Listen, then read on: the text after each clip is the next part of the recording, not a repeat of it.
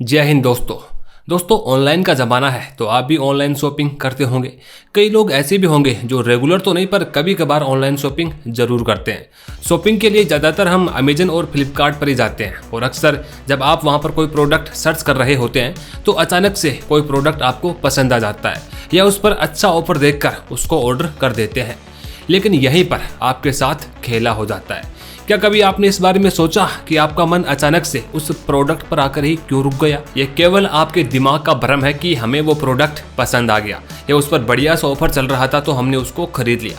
बल्कि वास्तविकता तो ये है कि वो प्रोडक्ट आपको पसंद करवाया गया है। वो प्रोडक्ट आपके लिए जरूरी नहीं था, लेकिन बहुत ही शातिर तरीके से इन कंपनियों ने आपको वो खरीदने के लिए मजबूर कर दिया और आपको इसका एहसास तक नहीं होता है। दोस्तों, मार्केटिंग की दुनिया में इसे डार्क पैटर्न कहा जाता है। डार्क पैटर्न का इस्तेमाल आज तमाम बड़ी बड़ी कंपनियां करती हैं। ऑनलाइन ही नहीं बल्कि ऑफलाइन में भी इस मार्केटिंग से कस्टमर को बेवकूफ़ बनाया जाता है। दोस्तों, ये स्कैम इतने बड़े लेवल पर होने लगा है कि अब गवर्नमेंट को भी ये पूरा माजरा समझ में आ गया है। इसलिए गवर्नमेंट ने ई कॉमर्स कंपनीज के डार्क पैटर्न पर ड्राफ्ट गाइडलाइंस जारी की है और कई देशों ने तो इस पर कानून भी बना दिए हैं। इसके बारे में मैं आपको आगे बताऊंगा। पहले ये जान लेते हैं कि ये डार्क पैटर्न क्या है और कैसे ऑनलाइन शॉपिंग में इसका इस्तेमाल किया जाता है। दोस्तों, डार्क पैटर्न शब्द का इस्तेमाल पहली बार 2010 में एक ब्रिटिश रिसर्चर हैरी ब्राइनल ने किया था। जब ये कंज्यूमर के एक्सपीरियंस पर रिसर्च कर रहे थे तब पता चला कि कंपनियां अपना यूजर इंटरफेस इस तरीके से डिजाइन करती है कि कस्टमर उनके भ्रमजाल में फंस जाए। यूजर इंटरफेस का मतलब है कि कंपनी अपने मोबाइल ऐप और वेबसाइट को इस तरीके से बनाती है कि उस पर जाना तो आसान होता है लेकिन वापस आना उतना ही मुश्किल होता है। इस पैटर्न में ग्राहक को गलत तरीके से खरीदारी के लिए उकसाया जाता है। अब ये कई प्रकार से किया जाता है। इनमें सबसे पहला है, जो सबसे कॉमन भी है, लिमिटेड स्टॉक या लिमिटेड टाइम। कई बार आपने नोटिस किया होगा कि जब आप कोई प्रोडक्ट सर्च कर रहे होते हैं तो आपको वो सामान पसंद आ जाता है तो कंपनीज वहां पर एक अर्जेंसी बना देती है। आपको दिखाया जाता है कि उस प्रोडक्ट पर अभी जो डील है वो कुछ ही देर में खत्म हो जाएगी। नीचे की ओर एक टाइमर चलता रहता है, जैसे कि 2 घंटे में अगर ये ऑर्डर नहीं किया तो आप एक बड़े ऑफर से चूक जाएंगे। या फिर लिमिटेड स्टॉक दिखाया जाता है कि इस प्रोडक्ट के 1 या 2 पीस ही बचे हैं, इसे तुरंत खरीद लो नहीं तो बाद में नहीं मिलेगा। यह सब कुछ इसलिए किया जाता है ताकि कस्टमर को सोचने समझने का मौका ना मिले और वो तुरंत उस सामान को ऑर्डर कर दे। लेकिन अगर आप 1 सप्ताह के बाद भी उस प्रोडक्ट को देखेंगे तो आपको वही स्टॉक में दिखाई देगा और 2 घंटे में पूरी होने वाली 50% की छूट भी दिखाई देगी। कई बार ऐसा भी होता है कि जब कोई नया स्मार्टफोन मार्केट में लॉन्च होता है तो 15 मिनट में ही उसके स्टॉक खत्म हो जाते हैं। इससे मार्केट में ये माहौल बन जाता है कि यार फला फोन लॉन्च हुआ था जो हाथों हाथ ही बिक गया। दरअसल ये कंपनीज आर्टिफिशियल स्कार्सिटी पैदा कर देती है जो डार्क पैटर्न मार्केटिंग का ही एक हिस्सा होता है। दोस्तों, ये चीज ऑनलाइन ही नहीं बल्कि ऑफलाइन में भी होती है। जब आप मार्केट में जाते हैं तो दुकानदार आपसे कहता है कि अगर आप इस चीज को अभी खरीदते हैं तो वह इतने में दे सकता है, बाद में आने पर वह इतने में नहीं देगा। आप वहां फंस जाते हैं। लेकिन 1 दिन बाद भी अगर आप उसके पास जाते हैं तो वो थोड़ी देर तो नखरे दिखाएगा लेकिन बाद में दे ही देता है। ऐसे ही बड़े बड़े मॉल में भी किया जाता है। अगर कोई सामान 30 रुपए पर केजी में बिक रहा है और आपको केवल आधे किलो की जरूरत है तो वहां पर आपसे 15 रुपए के बजाय 20 रुपए वसूले जाते हैं। वहीं कई बार 2 प्रोडक्ट खरीदने पर तीसरा प्रोडक्ट फ्री में मिलता है, लेकिन एक्चुअल में उसकी प्राइस पहले ही बढ़ा दी जाती है।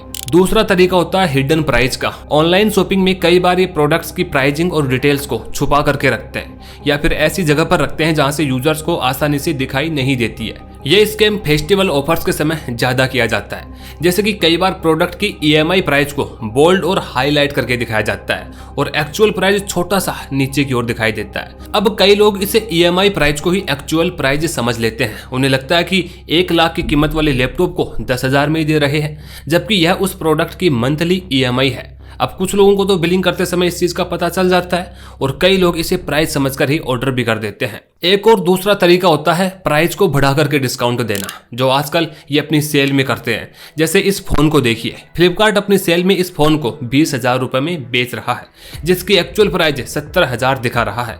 कस्टमर को लगता है कि यार ये तो बढ़िया है, 17,000 से सीधे 20,000। लेकिन अगर इस मोबाइल कंपनी की ऑफिशियल वेबसाइट पर जाकर इस फोन की प्राइस को हम देखें तो आप शॉक हो जाएंगे, यह मात्र 25,000 रुपए है और ऐसे काफी सारे एग्जांपल्स आपको और भी देखने को मिल जाएंगे। तीसरा तरीका होता है जबरदस्ती कोई चीज थोपना। इसको सरप्राइज बिलिंग भी कहते हैं। कई बार आपने ये अनुभव किया होगा कि किसी प्रोडक्ट को आपने पसंद कर लिया, लेकिन जब उसका पेमेंट करते हैं तब पता चलता है कि जो रेट शुरू में दिखाई गई थी वो नहीं है, प्राइस बढ़ चुका है। और इसके पीछे की वजह बताई जाती है शिपिंग और हैंडलिंग चार्जेज।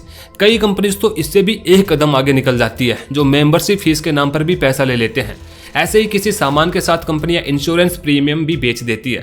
प्रीमियम साथ में लेने पर सामान को सस्ता बताती हैं, तो ना चाहते हुए भी यह इंश्योरेंस लेना पड़ता है और इसके ज्यादा पैसे चुकाने पड़ते हैं। इसमें ही एक और तरीका होता है बेट एंड स्विच का। इसमें क्या होता है कि मान लो हम गूगल पर कोई स्मार्टफोन सर्च कर रहे हैं, तो अलग अलग वेबसाइट पर हमें उसके अलग अलग रेट दिखाई देते हैं, लेकिन जब अंदर जाकर उस प्रोडक्ट को खरीदते हैं तो अचानक से ही उसकी कीमत बढ़ा दी जाती है। चौथा तरीका होता है जबरदस्ती साइन अप करने के लिए फोर्स करना। कई वेबसाइट्स कस्टमर को जबरदस्ती साइन अप करने के लिए कहती है ताकि उसको रेगुलर कस्टमर बना सके, और जब तक उसको साइन अप नहीं करते तब तक प्रोडक्ट नहीं खरीद पाते हैं या कोई डिस्काउंट नहीं मिल पाता है। अब यहाँ पर एक खतरा प्राइवेसी वाशिंग का भी जुड़ जाता है। आपने नोटिस किया होगा कि अचानक से आपके सामने कई बार ये मैसेज आता है कि allow us to use your app and website activity. हमें लगता है कि यार ये तो अपनी ऐप पर ऐड दिखाने के लिए ऐसा कर रहा होगा, लेकिन ऐसा होता नहीं है। इसके बहाने कई सारे प्रोडक्ट्स हमारी शॉपिंग कार्ट में जबरदस्ती जोड़ दिए जाते हैं। ऐसे ही जब हम इन वेबसाइट की कुकीज को एक्सेप्ट करते हैं तब हमारी पर्सनल इन्फॉर्मेशन इनके पास चली जाती है, जैसे कि हम फोन में क्या देखते हैं, हमारी लोकेशन क्या है, हमें क्या पसंद है, यहाँ तक कि हमारी फोन की गैलरी और कॉन्टैक्ट तक इनकी पहुंच हो जाती है।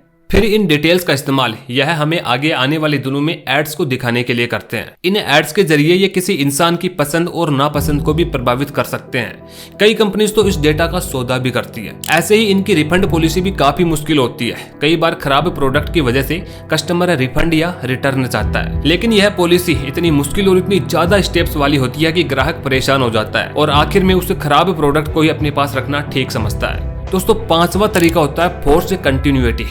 इसमें कोई कंपनी अपनी सर्विसेज को 15 या 30 दिन के लिए फ्री ट्रायल के रूप में दिखाती है, जैसे कि कई OTT प्लेटफॉर्म ऐसा करते हैं। इसके बदले में हमें उनके पास एक अकाउंट क्रिएट करना पड़ता है, जिसमें पर्सनल डिटेल्स के साथ ही पेमेंट का ऑप्शन भी ऐड करना पड़ता है। ये पेमेंट वाला ऑप्शन हमें फ्री ट्रायल करने से पहले ही भरना पड़ता है, लेकिन जैसे ही यह ट्रायल टाइम पूरा होता है तो बिना कस्टमर को बताए उसका सब्सक्रिप्शन रिन्यू कर दिया जाता है और पैसे आपके पेमेंट ऑप्शन से काट लिए जाते हैं। अब और ज्यादा समस्या इसके बाद शुरू होती है। जब आप इस सब्सक्रिप्शन को कैंसिल करना चाहते हैं तो आपको वह ऑप्शन ही नहीं मिलता है। एक आम आदमी इस डार्क पैटर्न में इतना उलझ जाता है कि हर महीने उसके पैसे कटते रहते हैं। मजबूरन कई बार तो उसे बैंक जाकर अपना अकाउंट ही क्लोज करवाना पड़ता है। दरअसल ये कंपनीज सब्सक्राइब कराने का ऑप्शन तो बोल्ड करके रखती है, जो आसानी से सबको दिखाई देता है, लेकिन वहीं उसे अनसब्सक्राइब करने का ऑप्शन छोटा सा होता है, जो मोस्टली हिडन होता है और उसे ढूंढना आसान नहीं होता है। फ्लाइट कंपनीज और सिनेमा हॉल भी इस ठगी के खेल में पीछे नहीं है।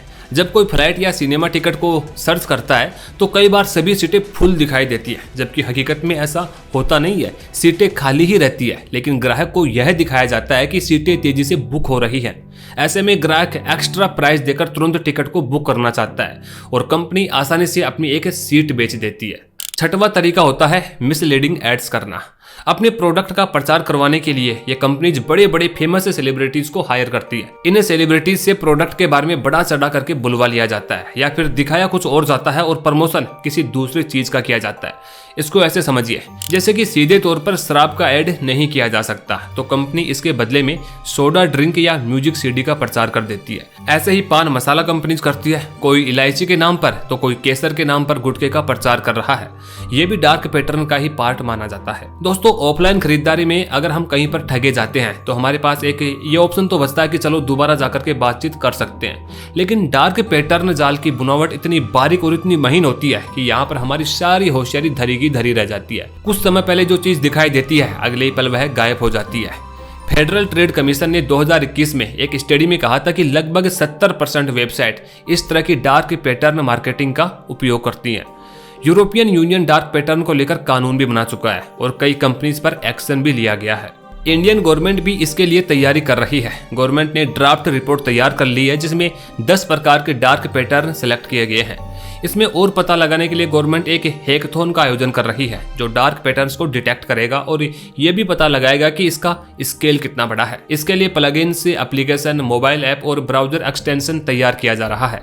इसमें ऑनलाइन शॉपिंग में डार्क पैटर्न का तुरंत ही पता चल जाएगा। यह टेक्नोलॉजी बिल्कुल वैसे ही काम करेगी जैसे अभी हमारे फोन में कोई स्पैम कॉल आता है तो ट्रू कॉलर हमें पहले ही उसके बारे में सूचना दे देता है।